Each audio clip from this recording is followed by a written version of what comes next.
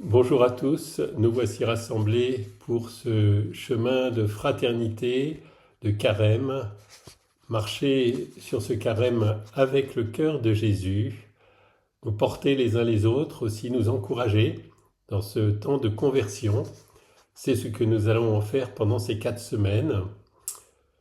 Et dans cette première intervention, voilà, vous présenter le mystère du cœur de Jésus.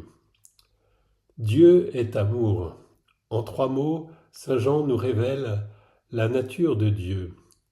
Il avait reposé la tête sur la poitrine de Jésus au moment de la dernière scène, lorsque le Christ était au comble de son bouleversement. L'un de vous va me livrer. Il avait ressenti l'amour brûlant qui animait Jésus, qui avait choisi d'aimer les siens jusqu'au bout, c'est-à-dire d'aller jusqu'au sacrifice complet de sa vie. Jean est devenu le témoin privilégié du cœur de Jésus. Il atteste dans son évangile que ce cœur a été transpercé sur la croix et que l'eau et le sang en ont jailli, préfigurant les sacrements de la rédemption des hommes. Dieu est amour et le cœur de Jésus est le siège de cet amour. Dieu est amour éternel, amour créateur. Tout ce qui existe procède d'un acte d'amour divin. Mais cela ne nous apparaît pas clairement. C'est pour cela, pour que l'homme puisse comprendre et mesurer en profondeur cet amour, que le Fils de Dieu s'est fait homme.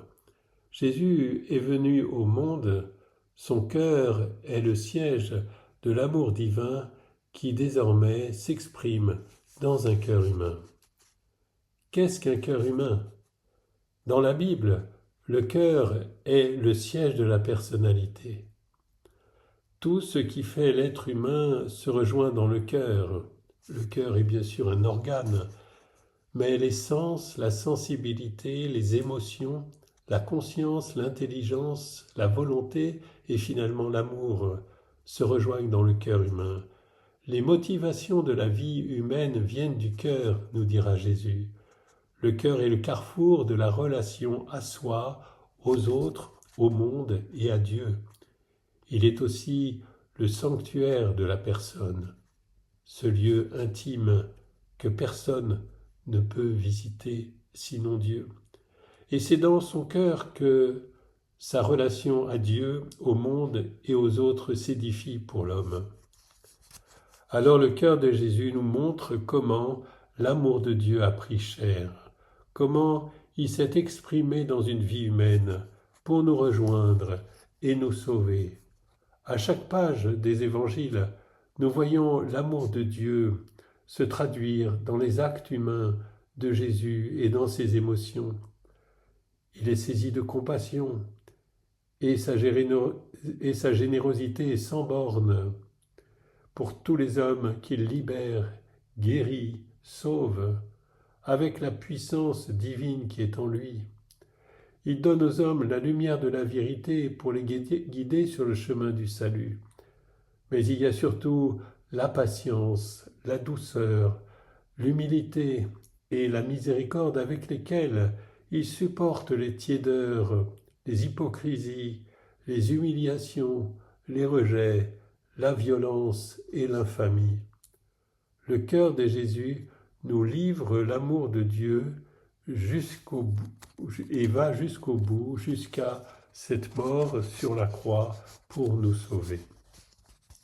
Alors au XVIIe siècle, voyant que les chrétiens glissaient dans le jansénisme et avaient perdu l'héritage de sa miséricorde, Jésus est apparu à Parelmonial à Marguerite Marie, une religieuse visitandine qui est devenue sainte, et il lui dit « Mon cœur est si passionné d'amour pour les hommes, et pour toi en particulier, que ne pouvant contenir en lui-même les flammes de son ardente charité, il faut qu'il les répande par ton moyen et qu'il se communique à eux pour les enrichir de ses précieux trésors. » Un autre moment, il dit aussi « Voilà ce cœur qui a tant aimé les hommes, qui n'a rien épargné jusqu'à s'épuiser et se consommer pour leur témoigner son amour. Puis il fait entendre sa plainte. Et comme reconnaissance, je ne reçois de la plupart que des ingratitudes, des irrévérences et des sacrilèges. Et par les froideurs et les mépris qu'ils ont pour moi dans le sacrement de mon amour. Il parlait de l'Eucharistie, car ces apparitions avaient lieu au moment de l'adoration eucharistique. Plus tard, au XXe siècle, Jésus va à nouveau exprimer l'immensité de sa miséricorde à une humanité qui s'enfonce dans l'athéisme. Il voudra faire comprendre combien sa miséricorde est une source de vie. Il vient donc s'adresser à Faustine, une jeune religieuse qui elle aussi deviendra sainte. Il lui dit « J'ai ouvert mon cœur en tant que source vivante de miséricorde, que toutes les âmes y puisent la vie, qu'elles s'approchent de cet océan de miséricorde avec une très grande confiance. Les pécheurs obtiendront justification et les justes seront affermis dans le bien.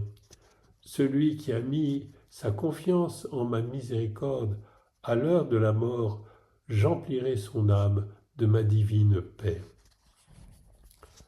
L'amour du cœur de Jésus n'a en lui-même aucune limite. Ces flammes, dit-il à Marguerite Marie, contiennent les grâces sanctifiantes et salutaires nécessaires pour retirer de l'abîme de perdition les âmes qui s'y trouvent. À Sainte Faustine, Jésus ira même jusqu'à affirmer ce qui peut paraître scandaleux à notre logique humaine et qui renvoie à la folie de la croix. Il dira que plus une âme se trouve faible et misérable, plus sa miséricorde divine se précipite pour la sauver.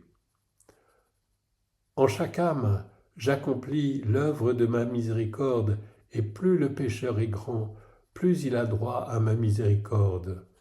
C'est dans le petit journal de Sainte Faustine, au numéro 723. Une autre citation. « Ma fille, écris que plus grande est la misère, plus elle a le droit à ma miséricorde. La source de ma miséricorde a été largement ouverte par la lance sur la croix pour toutes les âmes. Je n'ai exclu personne. » C'est le numéro 1182. À un autre moment, il n'y a pas de misère qui puisse mesurer à ma miséricorde, ni de misère qui puisse en venir à bout. C'est le numéro 1273. À nouveau, lorsque l'âme verra ses péchés et en mesurant le poids, lorsque se dévoilera à ses yeux tout l'abîme de la miséricorde dans laquelle elle est plongée, qu'elle ne désespère pas, mais qu'elle se jette avec confiance dans les bras de ma miséricorde, comme l'enfant dans les bras de sa mère bien-aimée. Ces âmes-là ont la priorité sur mon cœur empli de pitié. Elles ont la priorité sur ma miséricorde. Le cœur de Jésus est donc le signe de l'amour que Dieu porte aux pécheurs, et il l'exprime dans des termes qui peuvent surprendre. Je le cite. « Je ne peux punir même le plus grand pécheur s'il invoque ma pitié, mais je l'excuse en mon insondable et inconcevable miséricorde. Avant de venir comme juge équitable, j'ouvre d'abord toutes grandes les portes de ma miséricorde.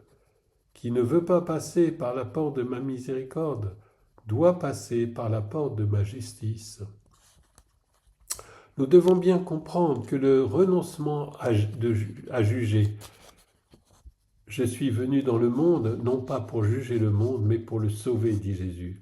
Ce renoncement à juger concerne notre vie présente. La vie sur terre est le moment pour s'approcher du cœur de Jésus et recevoir sans limite sa miséricorde.